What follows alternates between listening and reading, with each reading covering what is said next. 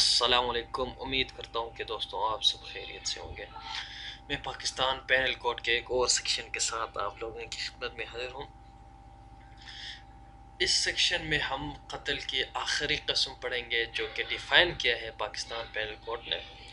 قتل بالسبب، قتل بالسبب یعنی یہ تو یہ نام سے ہی ظاہر ہے، بالسبب کسی وجہ سے۔ قتل بالسبب آپ کے کسی ایکٹ کی وجہ سے کسی کی موت ہو جاتی ہے۔ وہ کس طرح؟ کنفیوز نہیں ہونا ہے۔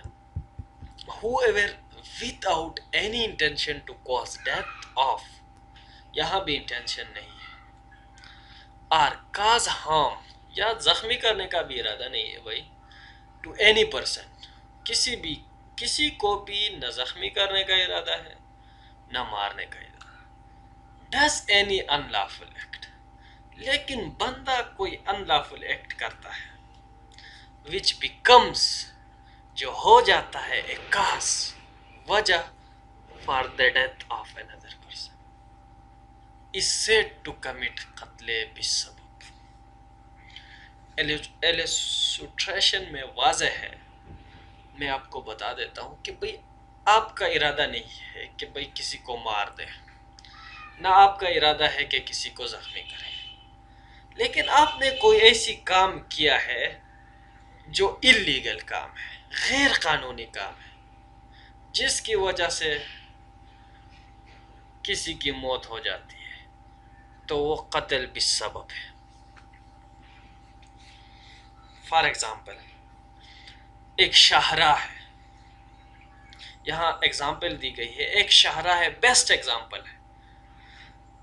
آپ کو یہ اختیار نہیں ہے کہ آپ اس شاہراہ میں کوئی ایسی کھدائی کریں یا سوراخ کریں یا کھڈا بنائیں جو آپ غیر قانونی کر رہے ہیں، آپ کو کسی نے اختیار نہیں دیا ہے، اور وہاں سے ٹریفک آتا جاتا ہے، آپ جا کے رات کو وہاں کھدائی کرتے ہیں، بڑا کھدائی،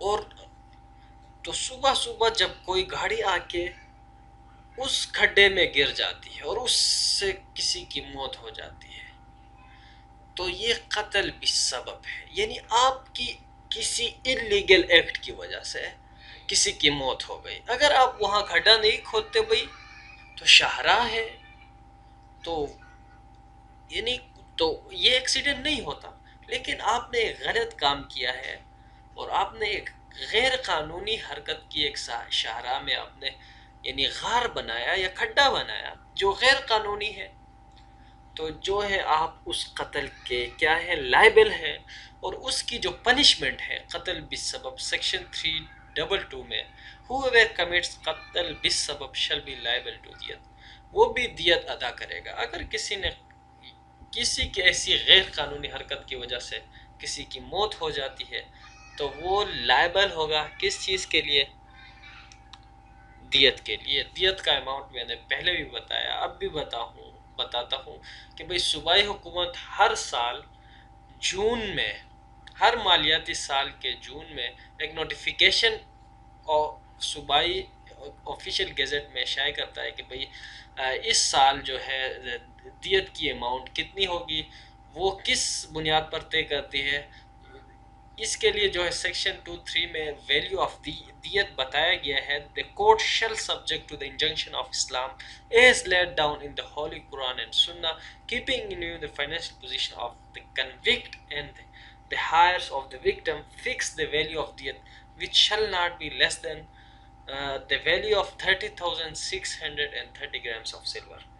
یہ بات آپ کو واضح ہو گئی، تو مجھے دیجیے اجازت، اپنا بہت سارا خیال رکھیے، اللہ حافظ، بابا۔